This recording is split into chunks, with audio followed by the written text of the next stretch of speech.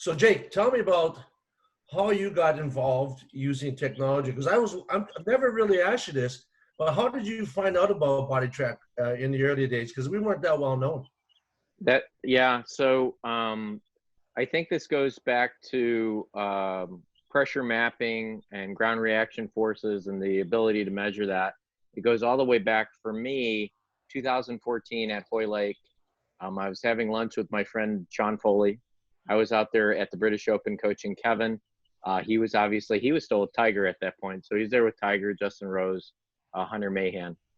We always try to have lunch, and I asked him a question which he could have answered any way he wanted to. I asked him, I noticed in Justin Rose's stats that he had put 10 extra yards of accurate distance on, which basically means that he's 10 yards longer and he didn't lose a bit of accuracy. And everybody would always tell you, well, if you get longer, you can't possibly be as accurate in terms of fairway hit, so percentage. So I asked him, what do you attribute that to? He really could have said anything. I mean, he could have just said, he could have blew off the question and said, me, bro, me, you know? But he actually made reference to another technology that was not portable at that time, but he found it very fascinating. And the thing that sold me was that he said that that they had made a change that could not be witnessed through 2D video. So that the 2D video almost looked identical, but the interaction with the ground was completely different. So to me, that's what kind of got me started.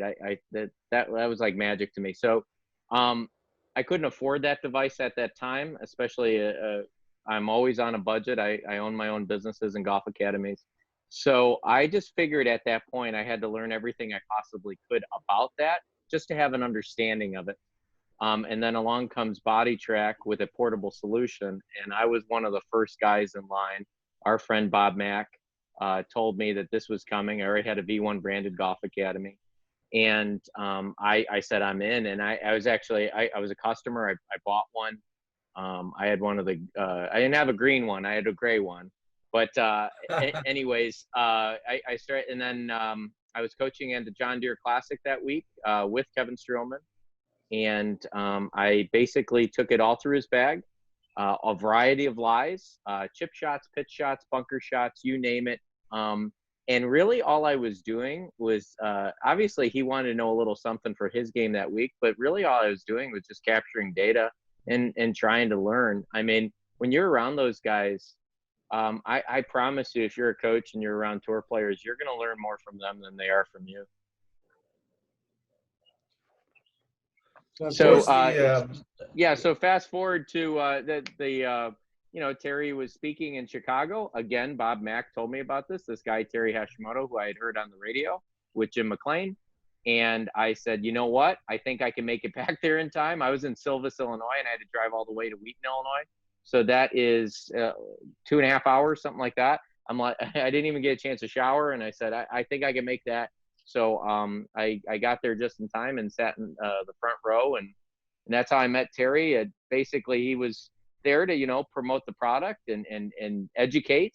And he goes, does anybody have this? And I was the only one that did, but I had only been using it, for a few months. And then I had just used it with the tour players that day. So that's how I met Terry. Jake, I really, this is a sincere question because I've never asked this.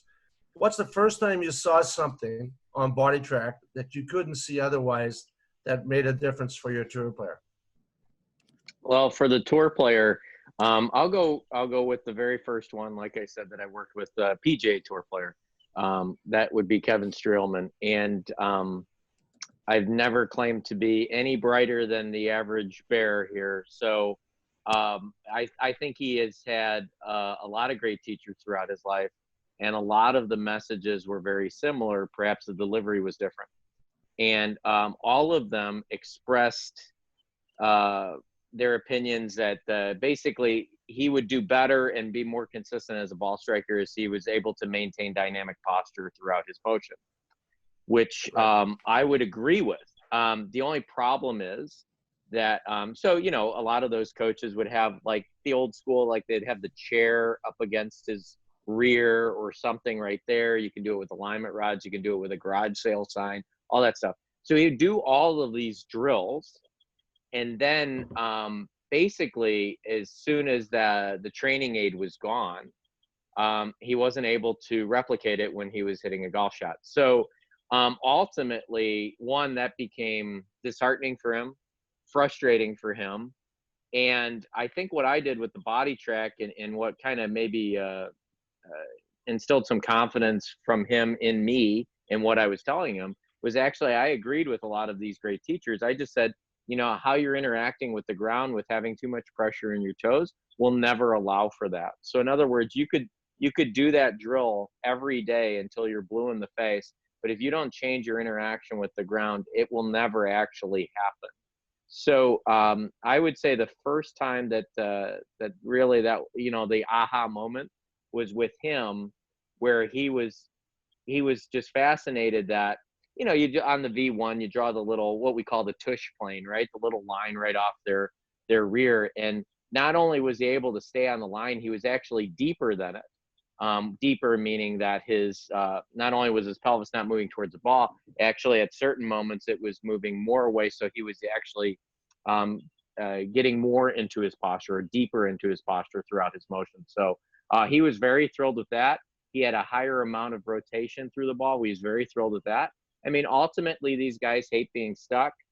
They hate when their lower body moves out towards the ball and their upper body extends away, what we kind of jokingly call humping it, because they get stuck and the club is unable to release. And then they see a lot of variability in terms of their club path and their face angle at impact. So there's a lot of timing going on, and they don't got time for a lot of timing. So was that the first time that BodiTrak gave you the confidence that as a teacher that you had something that you had that no one else had at the time, that would give you a competitive advantage as a teacher?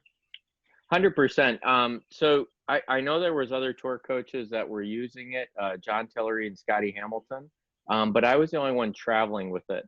The reason I was traveling with it is because I thought it was simpler to use at events. I mean, to be honest, all the big coaching that you do with an elite level player doesn't happen at an event. I mean, I always joke that I hope that I'm joking at an event, like, you know, doing lines from movies and stuff like that.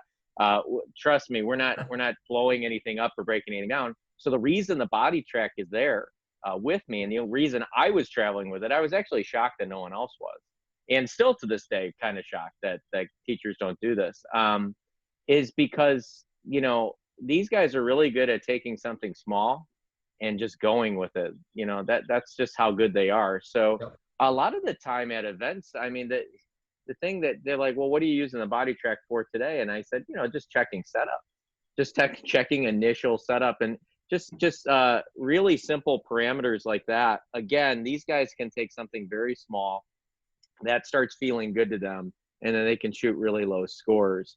So I didn't take the BodiTrak with me to be complex. I did it to be simple. That's really cool. So, I mean, well, let's go down that rabbit hole a little bit. A lot of guys today are talking vertical forces. I mean, alpha, delta, whatever. I'm on the alpha, beta, gamma. Yep. Alpha, beta, gamma. I mean, what's the value in making things complicated as opposed to keeping it simple? Is there any actual, I mean, you could afford now anything that you want. And I'm not asking you to cut down any product. And, you know, kudos to whoever who invents some really cool things that, you know, may point out some points of interest, but is there a value in keeping it simple for the touring pro? 100%. It gets back to that initial thing. They're really good at taking something small and turning it into very big results. So there's a lot of great products out there. The question I always ask, because I get asked about, you know, BodiTrak, I get asked about any of the products that I use or have used. So I always, you know, am asked pros and cons on each thing, but I always flip it around on the teacher. Because usually it is an instructor that's speaking to me. So I always ask them, so one, what's your setup at home, and two, what's your goals here? And then and most of them are just coaches.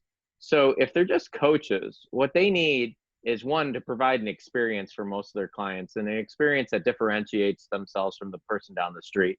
That's just good business. And then two, Yeah. they need a biofeedback option where it creates this environment where the student can actually, one, educate themselves, and two, educate you how to teach them. In other words, once you get them moving within a certain range, they'll tell you what it feels like for them to do it. It should be, these days should be gone, but unfortunately they're not quite gone yet.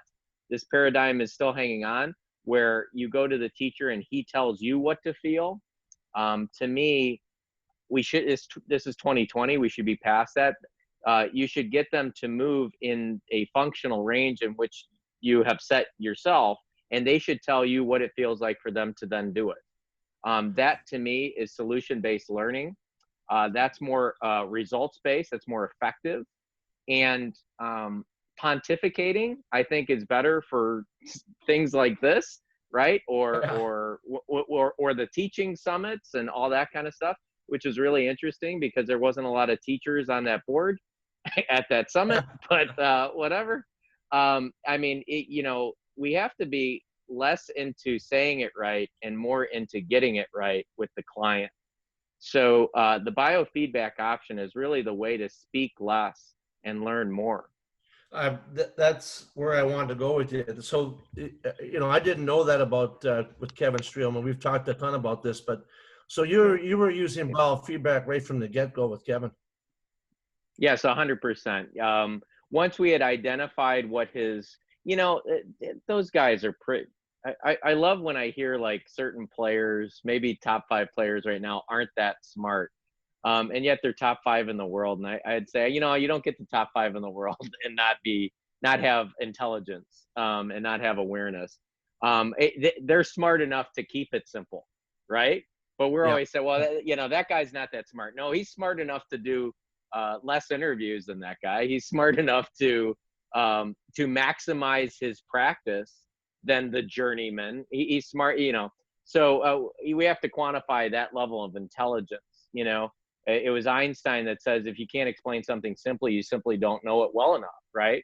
So with Kevin, he had the goal of maintaining his posture throughout, the overwhelming majority of his swing.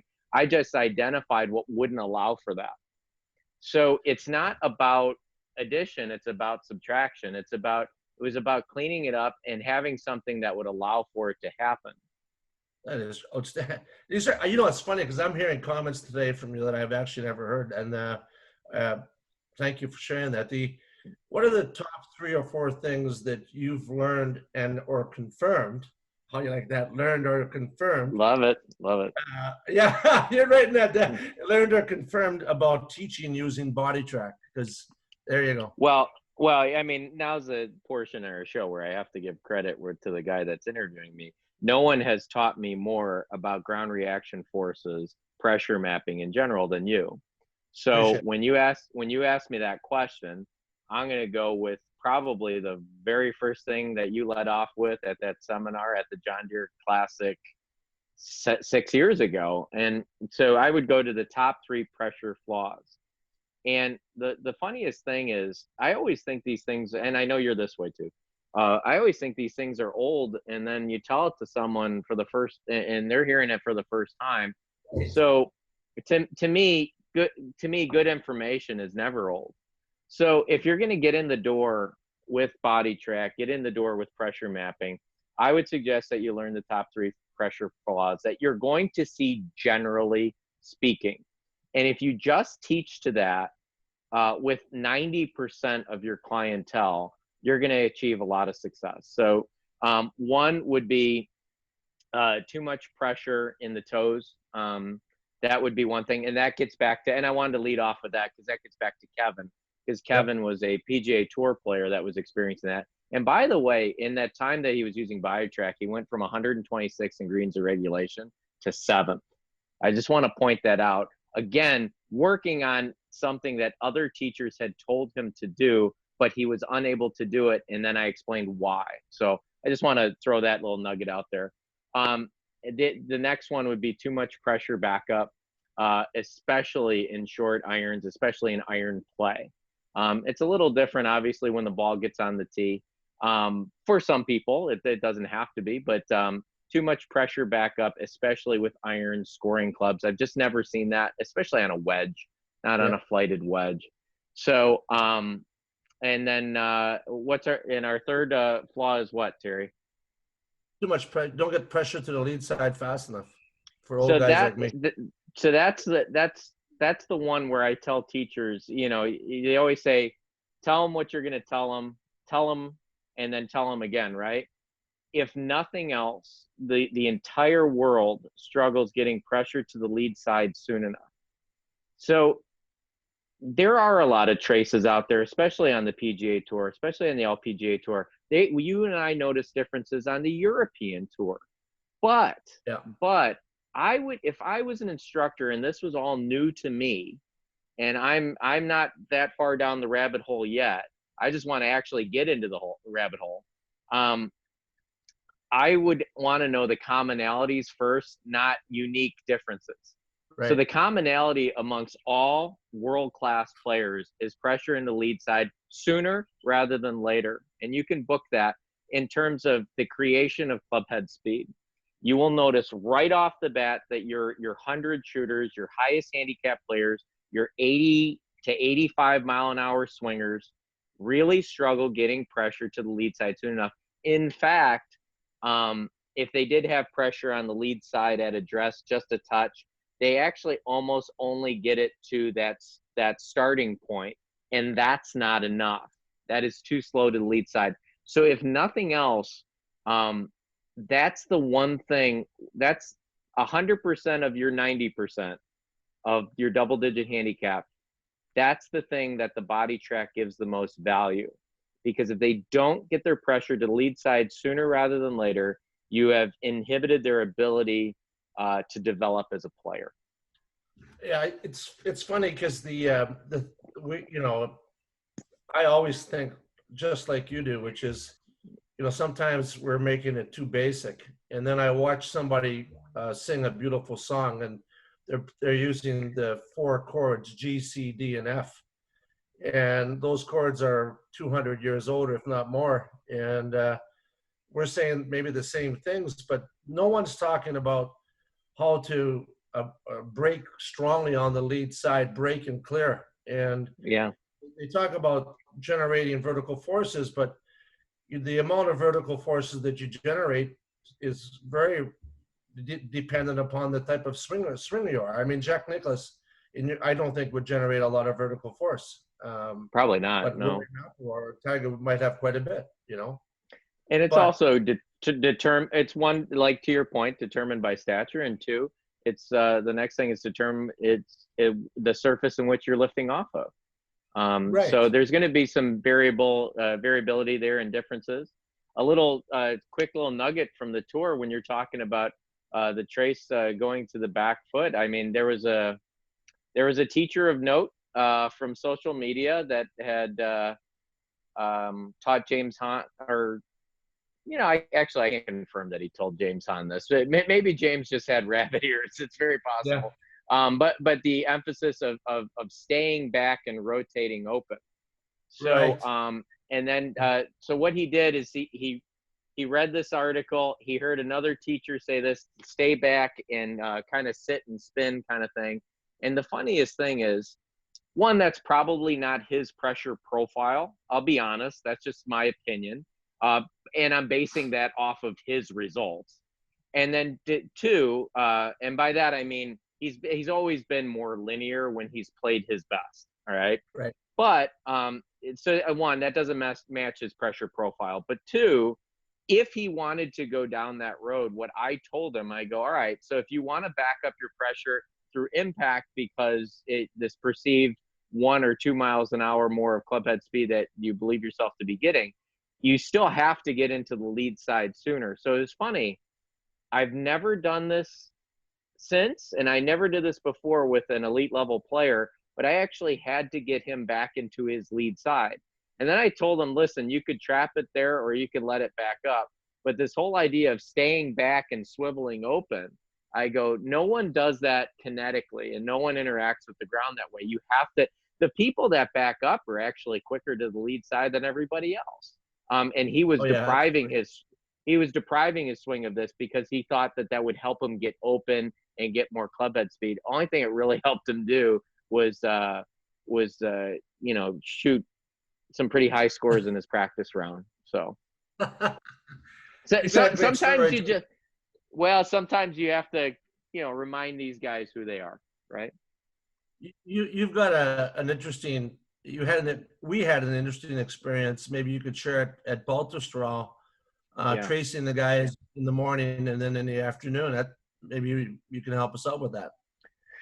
Well, it's not even close to as hot today. I think it's about 88 degrees today in Chicago, and it's not even close to as hot as it was at Baltusrol that day. It was in the 90s. It was 100% humidity that day. A lot of guys were doing their practice rounds early.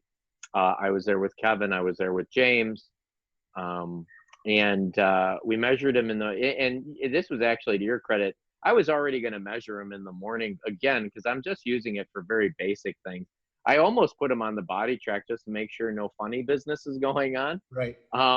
Right. It just, yep, that's you. That's how you do it.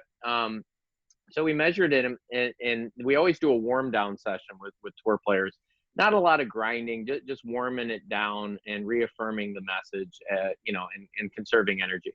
Well, again, it was darn near 100 degrees with 100% humidity, and Baltusrol is quite a walk. Let me tell you. So as we warmed down, we remeasured them in the afternoon, and the funniest thing is both of them expressed getting tired at the end of the round. Yep. Which they expressed that. I don't know if I really noticed that from their play because they were both striking the ball exceptionally well that week. But so it's kind of interesting. I mean, what does tired mean? What's the statistic on tired? I've never strokes lost tired. I've never seen that one. So all I can tell you from a pressure standpoint, that tired for both of them meant an increased amount of pressure in the toes. Thus making them a little bit more inhibited and unable to rotate, which then they perceived as being tired. So they weren't able to pivot as strongly through the golf ball as they had in the morning when they were fresh. I love what you said, by being in the toes and not being able to rotate, because that's the that is, we don't, I don't think I've heard it quite like that. And that, to anybody who studies the foot, which I'm not an expert, but we know that if you're in your toes, you restrict your upper body. So that's just a brilliant comment. Ben, I got a lot of questions here. So Ben, I want to give you a chance to chirp in here. I could talk to Jake for hours and hours. I haven't even had a drink today. It's the first time I'm ever going to be able to remember what I said. Just kidding. But Ben, you have some questions, I'm sure, too. You're muted, Ben. Can you guys hear me now? Yeah. Yeah. Perfect. I just had some fun questions I was going to save for the end while you guys kept talking. I didn't want to interrupt and take it off topic anywhere, so I'll let you guys keep going. All right. Well, good. You're doing a great job. Feel to chime in anytime, Ben, because you can edit this and do what you need to.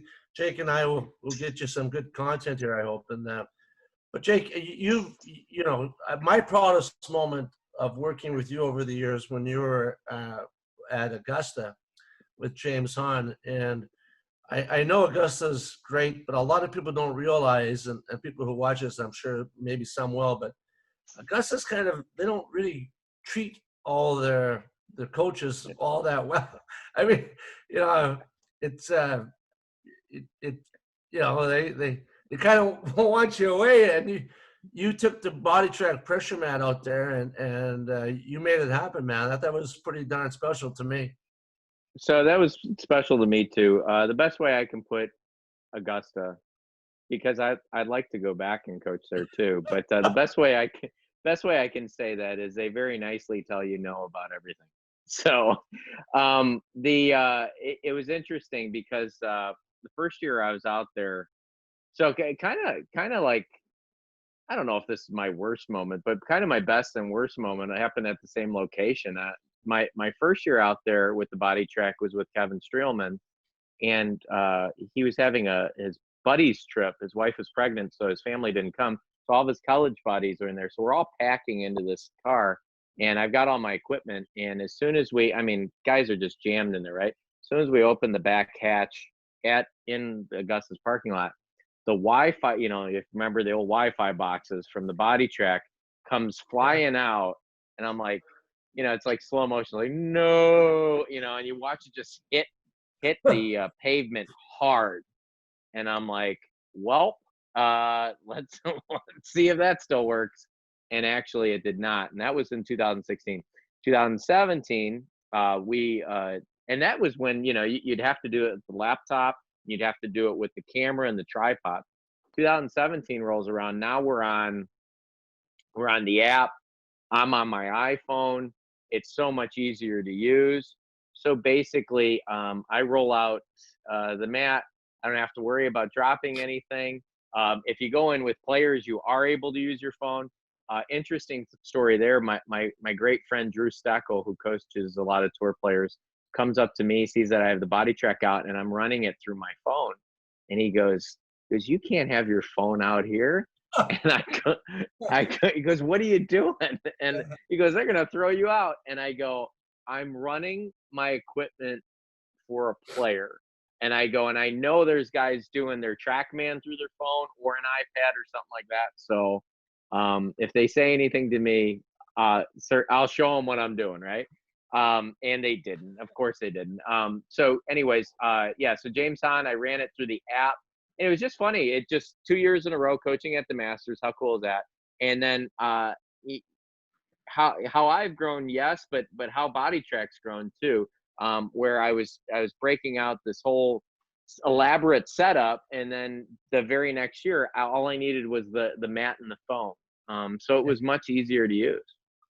Yeah, that was very special to see. I think one of my fondest moments. There are so many of them, but when you had a chance to hang out with Toski and I, I mean, I always wanted to bust Bob's balls on the 60-40 set up at address, and sure enough, he didn't set up 60-40 on an address at all. He set up 60-40 on the lead side with his driver. And Bob was a massive hitter in his day, the Mighty Mike. Any fond memories there of sitting around yapping with Bob on pressure mapping? Sure. And Toski always said set up 60% on the trail side because you're going that way anyways. Like all these great teachers that perhaps had one thing wrong or something, they certainly had a reason for it. Right. So, it just gets back to know better, do better. Obviously, Toski got on there, and he was touch bit of pressure on the lead side, which I don't know if he was thrilled to find out. But and Bob's 91 years old. There's been other teachers of note that haven't been thrilled to find out. To me, I was always okay with being wrong because if I'm wrong, just show me. And then the good news is I'll never be wrong again. So we're all fine here. Toski to me should be on Mount Rushmore of golf teachers. That was very special to me. I always loved Bob. I think it's kind of like they say, if you're over 6 feet tall, you love Sam Snead. If you're under 6 feet tall, you love Ben Hogan. I think it's the same with golf instructors. That those that meet me, I say I'm 5'10". That's probably not truthful, but Bob as the Mighty Mike. I always watched Toski, everything he did, especially when Bob would write articles for Golf Digest about power. Because I knew that was a smaller man, and I better listen up because I wasn't going to be a very, very big one. So, I met Bob Toski, and then I had lunch with Bob, and those are two different guys. Toski's a showman. But when you get to talk to Bob, he's a real sweetheart, and he had some. I don't mind sharing this, and I know he doesn't. He looked a picture at. I only had 2 boys then. Now I have 3, and he looked at that and he goes, "How old are you?" And I said, I think at this point I'm 38 years old. And he goes, "Your life's just starting." He goes, "Do you know what golf stands for?" And no, I'm tempted to say geometrically orientated linear force. But that might get Bob Toski back in there. But Bob, you know, the sweet man that he is, he said, no, it stands for God, others, love, and family. And I'll never forget that. And he held my hand as he told me that. So that's my little Bob Toski story. And I can't wait to see him again. I hope I have half his amount of energy that he has. Now he's still, he's 94 years old. He's still on the range. He's still teaching. And he's just as passionate as ever. And I don't think he might not necessarily have been wrong, because there's a difference between weight and force, as we've learned. And yeah, and he was saying what he saw. Like, so if you have for those tilt. watching at home, if you have a tilt away from the ball, which on a driver you most definitely would, you know, you're going to see that as 60% of your mass to the trail side. You know, certainly there would be scenarios where having a little bit of weight tilt or mass in that direction would be okay. It's just never pressure, though. Never. That's right. And what was fascinating, I thought, is even though he's a hands teacher, he's a big believer in the ground, because he talked to us about the toes of the eagle story, which we can share at another time. It's maybe not appropriate here, but how when the eagle's going in for the fish and then he pulls up, and he talked about how that explosive power was going up. And Bob was explosive with his driver, but when we traced his irons, he's pretty linear. So yeah, I think that was very consistent with what we saw on the tour with guys like small hitters, small fellas that are long hitters, but then they go to their irons and they're very linear in their irons. Tell us a little bit about especially hey guys, in his day. I didn't mean to interrupt. We only got a couple minutes left. Just keep you guys updated on time. Okay. You can't do any more? It's set at a 40-minute limit for groups of 3. I'll send another link, and then we'll just edit the 2 videos together. So we can just do that. So keep going. Perfect. And then I'll close it out, and then send you guys another link. Yeah. Okay. All right. So keep going until it stops, and then I'll just send another link out real quick. Are you cool by that, Jake? Yeah, that's good. Okay. All right. So because we got some good stuff here. So Jake, you were saying about I forgot what the hell we're talking about. Well, yeah, Toski, you were saying that Toski was more linear in his irons, and I think the importance of his generation in terms of flighting the ball, in terms of the trajectory, it would speak to that a little bit more. Those guys definitely, I don't even want to call them old timers. Those previous generation of players, there was more emphasis on flighting the golf ball. So with that said, definitely they would have been more linear, would be my guess. Without it'd be cool. It'd be great to measure Sam Snead. It'd be great to measure Ben Hogan. It'd be great to get Jack Nicklaus. I'd take Jack Nicklaus now on a BodiTrak. I'll tell you what, I would too. Everybody talks about Ben Hogan, and when I was going to school, University of Miami, Toski gave me all the black and white pictures of when he did the high-speed analysis of the Ben Hogan article in Golf Digest in the late 70s. Pretty cool. Now, we always talk about the only thing you can see with the naked eye, trail heel down being the first sign of a linear trace. A lot of guys challenge me on that, and yet they back down when I show them some evidence. Like when Hogan had a big hook in his day, everybody knows that now and then. But when he got up into that trail toe, he hooked the heck out of it. But when he was winning, that trail heel was down a long time. I mean, you know, in the States, they call that banking, I'm told. I just call trail heel down. What the hell is banking, Jake? That's a term that a lot of teachers use. I would call it slang. From the kinesiology world, they would be called trail ankle pronation. So basically, the heel is staying down longer, which actually is when Mo Norman was still alive, which was some advice that he thought that should be imparted to Tiger Woods with his driver. He said, you know, if he's just stayed in his trail heel a little bit longer, he'd hit it a lot straighter. Instead of, I think what he said was he hits it like an aerosol can. So, but anyways, for those scoring at home, trail ankle pronation, banking, trail heel down. basically the heel is down, and it's working a lot. Like, I mean, how smart was Jack Grout, right? So he was always talking about ankle mobility without using those terms, right? And he was always talking to how the ankles works this way, and that we'll update the phrase, but the pressure stays in between the feet. They said weight back then, but really what Jack Grout and Nicholas were describing was pressure. So Nicholas said he never wanted to feel pressure on the outsides of the feet. He wanted to feel it on the insides of the feet. So, yeah. It's funny how, so, I mean, over the hundreds of years that golf's been played, I mean, it's really all about dynamic posture and being able to replicate it in the most consistent manner. I mean, allowing your body, the mid part of your body, the upper torso, to do what it has to do so the hand's going to be effective towards impact. I mean, that's got to be the bottom line, in my opinion. Any thoughts there?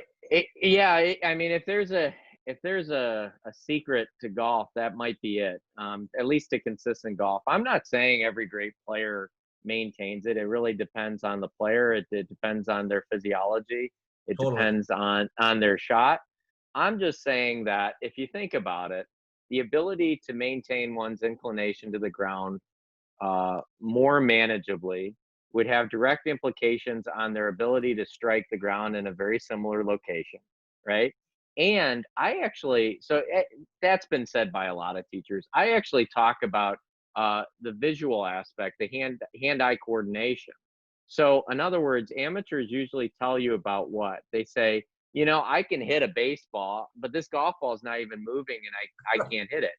Well, when they're losing their inclination of the ground, their hand-eye, basically their brain is making recalculations on the spot in under a second and a half, trying to hit the darn thing, right? And they're changing it the whole time. So I always tell them, actually, because you're moving out of your posture, that ball may not be moving, but to your brain, it is.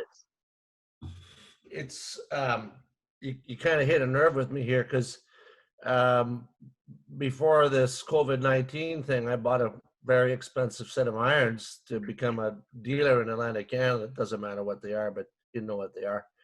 And I got them, and to my dismay, COVID-19 hit, and all of a sudden I'm thinking, boy, this is a bad time to be spending that type of money on a set of golf clubs. But all you could do was golf here in the past 2 months, and finally they'd opened it up. And first time I started hitting, I was hitting it not well.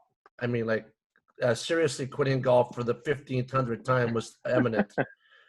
But I got competitive, and I started to think about, I just started doing things I did as a kid, and I started long chipping because could remember you talking to Bob about, starting off again, just taking long chip shots. I just started swinging really easy. I didn't move around a lot. My hands started to get free. I started to hit, and I like the word flight. I haven't heard that for a while. I started flighting shots, 3 or 4 weeks forward.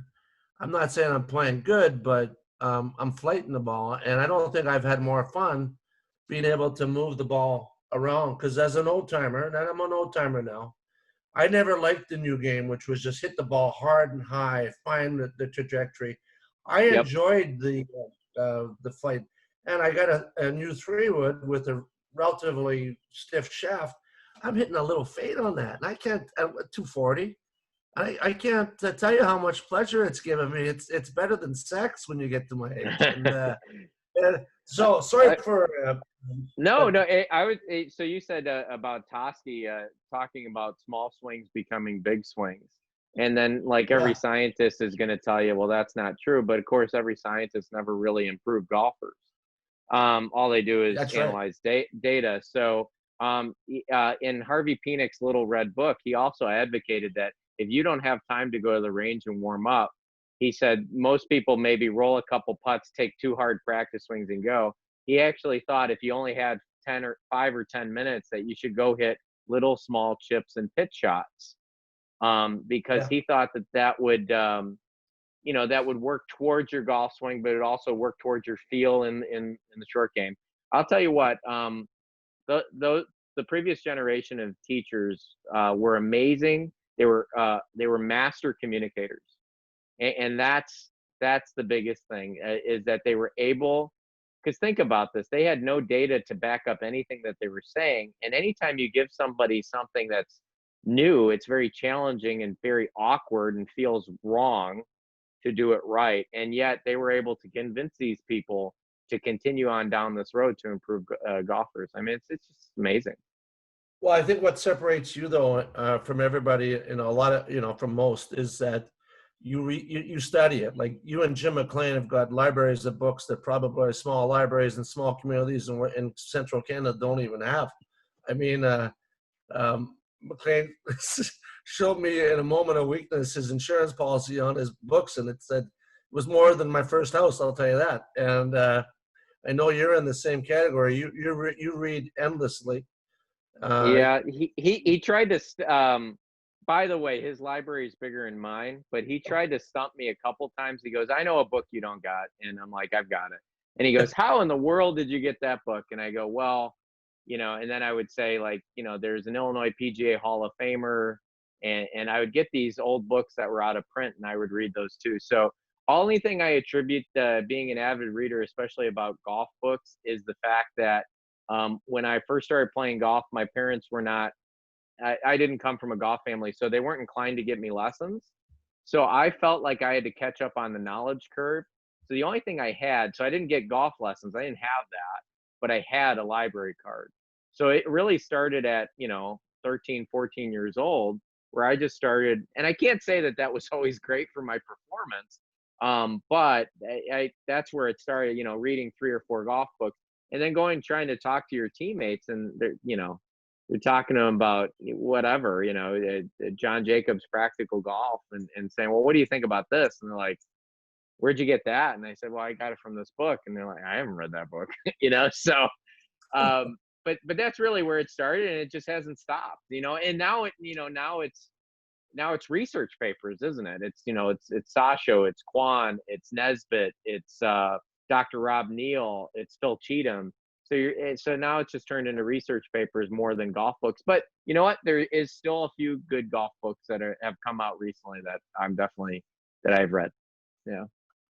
Well, the other thing that you and the great share is that as a young man, you seeked out a lot of great golf professionals, the best that you could get, and you took lessons from them. You paid for them, even though sometimes you're a pro, you offered to pay for it. And then you teased out the little bits of information that made the most sense to you to formulate your own theories. Can you share a little bit about that with us, Jay? Because I think that's something a lot of kids don't do. Yeah, I mean, unfortunately, there's organizations that say they offer an apprenticeship, but I've said this to you before, a true apprenticeship comes at the hands of a master. And I think of the movie Good Will Hunting. It's one of my favorite movies of all time. And he said, if we talked about Michelangelo, you could quote me a sonnet.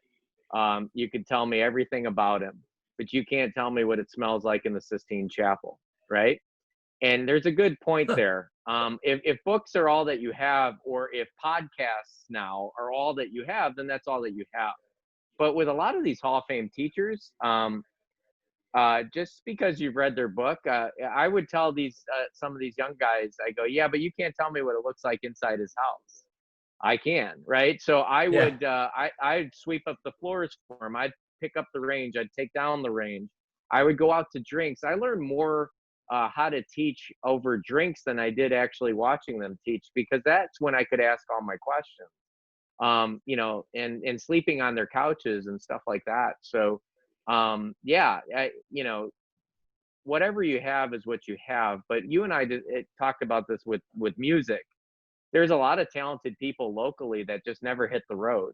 So if you're truly passionate about improving yourself, and I'm talking about mastery, I'm not talking about having a successful teaching business. I mean, I'm pretty sure a lot of people could do that. I'm talking about true mastery. If that is your goal, and I think the successful teaching business comes to you from having that as your goal, you have to hit the road. And so, there was some teachers that weren't that great to me. They like, why would I have you come out? That'd be like stealing. So I guess all learning is stealing. I mean, yeah, I guess I was stealing from my college professors too. But they weren't all great to Yeah. me. But the funniest thing is some of the biggest names were actually the best to me, and some of the local heroes were some of the worst. So you never know. I wrote letters, and I did whatever they said. If I could pick up the range, if I could work for them for a season or something, I did. If they would only let me take a lesson with them, then I would just practice the rest of the day next to them and still watch them teach. It's whatever they wanted. That's what I did. And I already read them. That's the Matt Damon thing again, where they kept putting psychologists and psychiatrists in front of him, but unfortunately he had already read all their books before he talked to them. So he kind of felt like he knew all the dirt on them.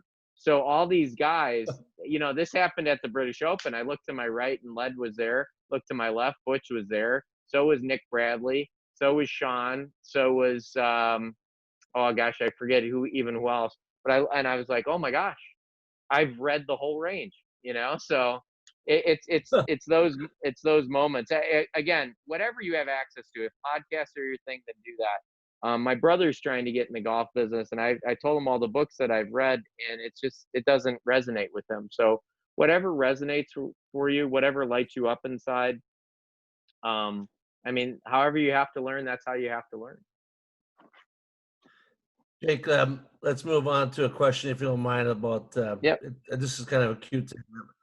I mean, I've watched you teach, and nothing's more engaging than watching you teach a successful touring pro, and you know who I'm talking about. And it's those moments. It's like watching an opera when watching a great teaching pro like you teach a super competitive money winner champion on tour. And you guys go at it. It's like, holy heck, you're watching live music here. But tell me the shortest fast, like sometimes I've seen you teach. Sometimes when you teach a guy, they get it and they say, I'm done. You say, I'm good, we're done. And it's over. Tell us a little story about the shortest, fastest moment you've ever taught a BodiTrak lesson. Is there anything that might hit a... So you and I have talked about this a lot, and yeah, I can certainly give you stories, and I could certainly, and you were privy to one. I mean, when we're talking about our friend Dudley Hart there, but I mean, this begs the question. I mean, what are people actually paying for, right? Are they paying for an hour of your time? Because it's interesting, because Warren Buffett said you can't charge enough for your time, and if you only earn while you work, you're going to work until you die. I believe that's the quote. So I think a lot of teachers believe that the person is paying for your time.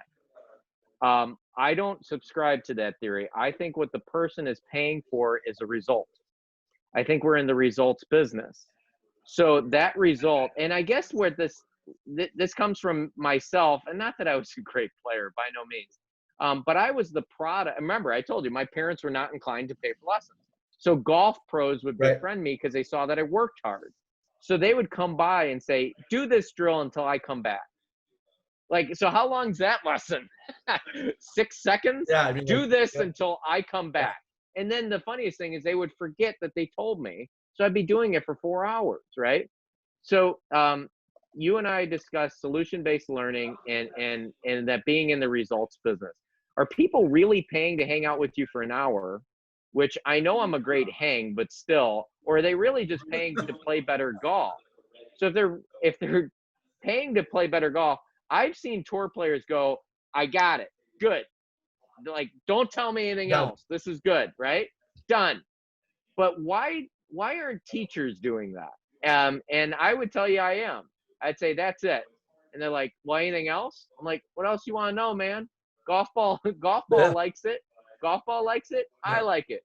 What else you want to know? You want to know more about it? Information doesn't necessarily lend itself to revelation. Okay? Well, tour players are great. They earn 90% of their income in 5 weeks. They're like Linda Ronstadt. They're hooked on a feeling, right? They take one little feeling and they just go. Why doesn't everybody else? Right? So if you fix a guy's issue in 10 minutes, tell him see you later. Toski did. He Well, worked on a line, didn't he? that was his apparatus multi, but you are unique, and you're the first guy that I ever saw do this with pressure mapping. You swang bank all your players when they were playing well, so you could quantify feel. And when they weren't playing well, they'd go back to try to find that trace. And because feel can change day to day based on your physiology. If your hands are swollen, or if you've tripped and fell and your ankle kind of whatever it be, but feel's going to change. So you have to have that trace data there. You're the first guy to do that. Can you share with me how you came up with that? Because it was a great idea.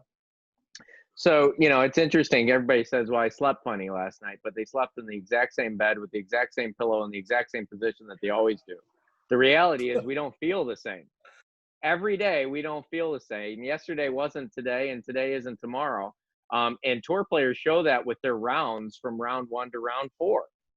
Heck, they show it from there's a Tuesday golfer that's really good usually with that I work with, and then the Saturday and Sunday guy doesn't quite look like the Tuesday guy. But the interesting thing is what I always tell coaches. This is coaches. This is not professors. This is not academics. What I tell coaches who are in the results business is that the swing banking is the simplest way to use any technology, because what you want to do is you want to capture when they are playing their best, because what is inarguable is their own results. In other words, right. It doesn't actually even, your clients are going to do this to you. They're going to be like, I'm playing good, I don't want to come see you. That's when you want to come see you, because you want to capture every single thing that they're doing and save it. And then I don't overthink this. When they are struggling, come back in, capture that, and compare the differences. Because, again, I'll say it again, what is inarguable is their results. Is that the greatest swing they've ever made? I don't know, but you made 7 birdies coming in to win a PGA Tour event, and no one's ever done that in the history of the PGA Tour. And by the way, and that was Kevin Streelman. But by the way, if Tiger or Phil would have done that, that'd have been the greatest round in the history of golf. So, so you're the first guy, and I want to mention this to you while we have you on record here. You're the first guy that I've ever seen quantify feel, which is a word we coined in Fredericton, New Brunswick, for pressure mapping with the fingers on a putting grip. Quantify feel. You've done that, and I salute you for that, because that's, in my opinion, that's a game changer, and you pioneered that. So thank you. Well, thank you. I think I've been around the block. I think I my utmost respect for the previous generation of instructors and stuff. I was brought up to believe feel is all that matters in golf, right? And that if that's all that matters, then I'm not going to be able to feel it how he feels it, but I can capture how he feels it, and then remind him later, right, or her later. Yeah. Nothing better said. And I've just got a few more questions here, Jake, if you don't mind, and then Ben, Sure. if you have anything. But I this is actually from my. When I taught, I still teach a little bit to some of my friends, kids and stuff that are good players. But who's been the biggest converter? An absolute naysayer. Jake, this BodiTrak thing is just, it's just technology. It doesn't really work. And then you get them on it. All of a sudden, they've turn out to be your biggest fan, and just couldn't believe what they saw. Have you had any occasions like that, Jake? In the past, and then recently, yeah. So, stack and tilt instructors, they said, I don't know why I need that, and I'm not going to name any. I mean, you could certainly do that if you wish, but they're like, I don't know why I need that. And it gets back to, obviously they teach a system where they believe in a very fixed access point. So basically a very centered pivot. And what the thing is, you still need to know how that player is interacting with the ground to facilitate that. The funniest thing to me, it's all good. I don't really care what you teach.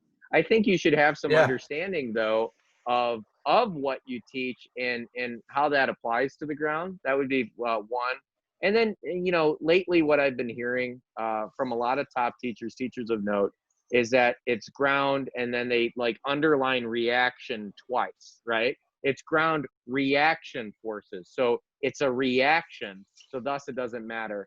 That kind of boils me a little bit because I don't understand that logic. Anything that I can measure with my players, I'm going to measure. And then here's my one thing that I will point out to these people that when they go, well, it's a reaction, right? I go, I hear what you're saying, and I actually don't disagree with what you're saying. But what you need to understand is how much success I've had with players in knowing that reaction. I call it your pressure and tension. All right. So in other words, if people have an intention for when and where they want to shift pressure in their swing, I've seen their golf swing and their overall motion improve. So you can't discount the success that I've had with players based on that pressure and tension. Yeah, no, it's. I think we are in a very awkward trade, be it that so many people want to be seen as the god. They don't care if they're right or wrong. They just want to be perceived as, you know, like a top guy. A lot of background noise there, Ben. Is that you or me? It's not me. Is that me, Ben? So I just hear kids. yeah, it's okay. So Jim, where I was going with that is that, you know, I think we're in a tough trade. A lot of guys just want to be known as right, and I think that's a Yeah, problem and for our if you do business. your homework, I mean, they're promoting something, right? And so that something has to be the something. I'm interested in everything. I'm interested in anything that we can measure on players. And I guess I'm the guy that's trying to make all the puzzle pieces fit. I guess they're the guys that are not going to finish the puzzle. Right. So, you know, you give hundreds of lessons a month. I don't know how many. It's thousands of Too lessons much. a year. Too much. But Too you much. know, in my day,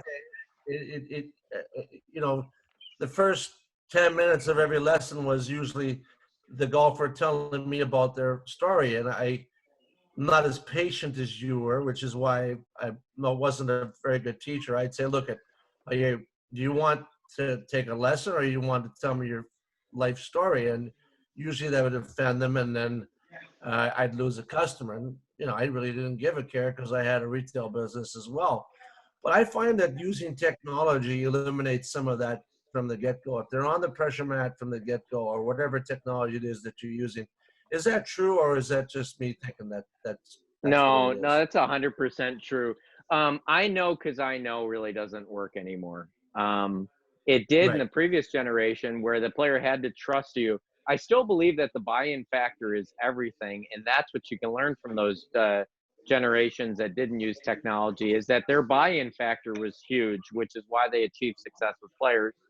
But I know because I know doesn't work anymore. I mean, in my circle, some of the top teachers, um, at least the perceived top teachers that every golfer would know them by name, um, their aversion to technology at the highest level, um, it doesn't play anymore. In other words, I see a lot of players leaving them because uh, again, it's just not confirmed in the moment. And here's the other thing: it's 2020. We don't have to send this into a lab, right? We can have this data Right. right here, right on the spot. And thus, I don't want to say argument. I mean, I guess I've had arguments with. No, it's not arguments. With PGA Tour players, it's challenged. You are challenged on something, so it's put up or shut up. So I always strive in a lesson or in training to avoid my opinion. So I remind players that we probably won't reach my opinion today. The only opinion that they'll get on me is about influence, right? So in terms of what to do. But isn't it interesting that all the technology in the world out there in golf right now doesn't tell you what to do? It tells you what you're currently doing. And that part is inarguable. So to challenge me on what you're Yeah. currently doing, I've got it. It's right here. If anything, just challenge me on the influence, because that's what you're getting from me. Because there's no technology that tells you what to do. It only tells you what you've done. So there's no roadmap there. That's where there's a need for a quality instructor. But if you're not growing with this stuff, if you're not, this is what I've always respected about you, is that if you're not staying out ahead of this, then yeah, I guess you're at your range or wherever you are right now, pretty pissed off that the world's kind of passed you by, that you're still sitting on the 7-iron saying the same thing you did 25 years ago. I really hope I'm not saying the same thing in 25 years from now. So, Yeah. I mean, that it gets back to, and you said you weren't a great teacher because you didn't have patience. I disagree with that.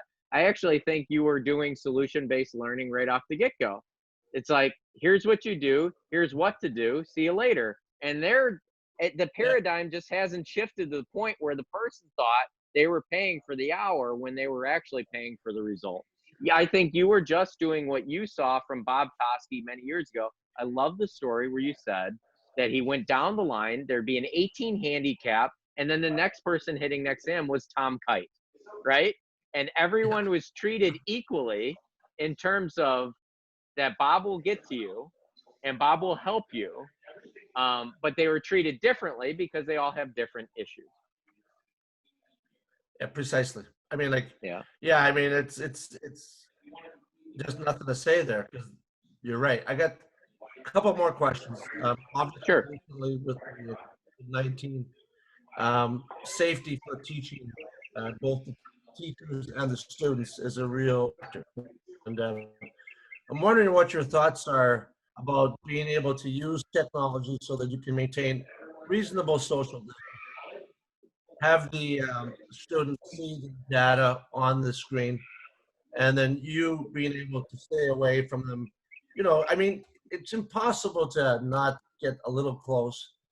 But I mean, some states and some provinces and some countries are really restricting the instructor's ability to make a living because they won't allow. So, do you think technology like BodiTrak and others can be used to help maintain proper social distancing and still give a quality type of lesson? It's very presumptuous to assume that the world will be the same when this is over. In fact, there is no way that is true. There's no way this will ever be the same. I've been back teaching full-time outside with a mask on. I would say I was a biofeedback teacher before I had any technology, because I was always call it come in for the real thing. I would put my hands on clients and I would physically move them. And then I'd always joke that they haven't found a training aid that replaces me yet. I cannot do that currently. And I really don't see a scenario where excessive amounts of that would be okay anymore. I really think face masks are going to become quite fashionable. I remember I used to always look at people that were wearing it at the airport like, hey, what's up with them? I think it's going to flip where if you're at the airport someday and you're not, everybody's going to be like, what's up with you? Golf instruction will be the same way. So technology, again, if I can take a positive spin on this, thank goodness this happens now, because when I set them up on a BodiTrak, I don't have to touch them. I can present the data. Right. I can show them the screen. They're moving themselves. Because by the way, me physically moving them, I mean, it's better than nothing, but that's actually not, that's doing nothing in terms of muscle activation, in terms of moving the skeleton, right? So it's almost like I'm moving the skeleton to move the muscles when the muscles should move the skeleton, so to speak. So, so having them on the BodiTrak, setting this, showing them on the screen, showing them, and again, you know this, we've preached this for a long time. It's all verified with 3D launch, telling them this is what you did on that shot and this is how you move. And then the question is, do you want to hit more like that or less like that? So if it's less like that, then you have to get them to move a different way. I mean, I'm always amazed at how much people overthink this stuff in a lesson. So, internal and external cues, which were always the key to a successful lesson, are now more needed than ever. So, an external cue would be a training aid or a piece of technology that would make people do things differently. Again, the motor cortex of your brain only knows sameness and difference. It actually doesn't know good and bad. That's the limbic system. That's the part of your brain that houses your emotions. So that's the one that's judging. But if you're trying to record a new pattern, it knows sameness and it knows difference. So there's a couple ways of doing that. You could do an internal cue where you're like, I call it your internal Bobby Knight. You're just yelling at yourself to do it, which, by the way, that probably won't work. Or you set an environment or a scenario that doesn't allow for sameness. So thus they have to be different, where the goal suddenly becomes not to hit this golf ball the same way that I've always done it. It's almost to move this way. So their attention actually gets off the result and into the pattern. So when you set up this scenario, this environment, maybe you put things in the way. You and I have used tennis balls. We've used alignment rods under the feet. We've used drills. Oh my gosh, drills. They've only been using those 150 years in golf instruction. Yeah. Drills like the step drill. If we said what we said at the beginning, that 90% of the golfing population struggles to get pressure in the lead side soon enough, then by all means, if I'm listening to this, I'm thinking, well, how do you teach it? The step drill, where you basically put your feet together. You set up to a golf ball normally. You put your lead foot back by your trail foot. And as soon as the club moves, you step your lead foot back to where it was. As the club is still swinging back. I promise that'll go a long ways towards getting that pressure in the lead side sooner, as the club is actually still swinging back and or transitioning. And there's a lot more potential for speed and energy. So, so really how about well demonstration? Demonstration is another way to socially distance, isn't it? So I could demonstrate that to my client, and then they themselves can do it, and I don't have to go near them. So the lost art of demonstration, right? The lost art of demonstration. I mean, where the heck has that gone from golf instructors? Whole different topic, right? But I mean, it's in there. I mean, solution-based teaching. If you can't demonstrate, can you teach? That's a question a lot of people put out there. I think you've got to be able to demonstrate, and obviously demonstrating with uses of technology is probably going to be more important than ever now, because it is going to be weird to go to an airport and not wear a mask. We go to the grocery store now, and I may not have a mask, and I feel like, Jesus, I'm the foreigner here, I don't fit in. And right, I think Jake, I think if you're not teaching with technology like BodiTrak in the future, I don't think you're going to be teaching. I agree. I totally agree. And there's going to be people that say, well, I remember when, right? And they can sit there and do that. I'm going to continue growing, and I'm going to continue growing my business. Yes. A lot of teachers are being asked what technology they use. The general public is becoming more educated and yet more confused. So you're needed more than ever. So they want to know what technology you use, because they want to know that you're an expert in how to use that technology to better help them. But so often, there's guys that either A, don't use it or don't have it, and then B, don't use it. They have it, but they don't use it, which just baffles my mind. I couldn't imagine having a piece of technology. I guess one, because I paid for it. I guess if your course paid for it, but I cannot imagine having access to something and not having total understanding when it comes to that. Jake, I appreciate all the time you've given us today. It's been really good to see you. And you've got a good suntan, and I mean that politely, because it's nice to see you outside teaching, doing the things that you love. Yeah. And I miss seeing you, and I look forward to the day when we can connect again and say hello. And I'm not sure how we'll greet each other, but we'll figure it out. A wink and a nod. That'll Benjamin, work for do you have me. anything to say over there? No, I just wanted to kind of end the conversation on a couple fun questions, a couple that, me and my dad, who's been around golf forever, like to play around with. One of them is, if you had to, and this is for both of you, if you had to pick a dream foursome and you had to pick one athlete, one professional athlete that's not a golfer, then one celebrity, and then one pro golfer that's currently active, who would you want in your golf foursome to play around with each other? Go ahead, Hash. Well, I've actually done it. Oh, really? Bing Crosby, Jerry Ford, and Dean Martin.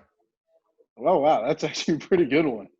I haven't heard those four together yet, or those three together yet. This will be no surprise to anybody, being that I am a Chicago kid. And it would be Michael Jordan, it'd be Bill Murray, and it'd be Fred Couples. So No, Fred I would Couples put is MJ from in Seattle. there, though, but he said that didn't play golf. MJ, I guess MJ would. I want Michael Jordan on my team, and I like Murray too. I'm coming on. You know what? The hell with my old guys. I'm coming to Jake's group because I'm making. We'll play as five. I actually had a beer with Bill Murray, and I don't get starstruck much, but that moment I might have been a little fubba. So, but it was really cool. That's one of my favorite pictures. Didn't get to play golf with him though. Terry's gonna be fifth wheeling. He's gonna have his own golf cart. He's gonna be trying to keep up with you guys. Well, and knowing the story, I've played quite a few rounds with Terry.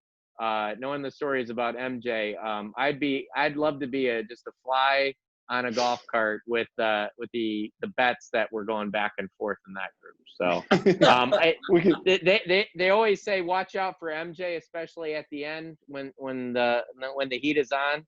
I'll tell MJ to watch out for Terry, because I've seen him birdie in 14 when the bet was doubled. So.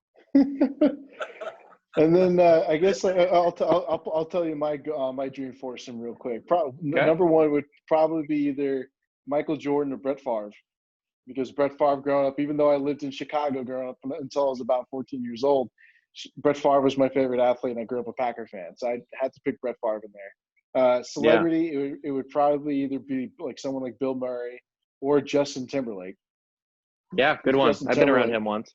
Yeah, he's supposed to be a really fun time. And then the pro golfer, either retired or unretired, the one that might surprise you is Miguel Angel Jimenez, the guy who's the most interesting man in golf.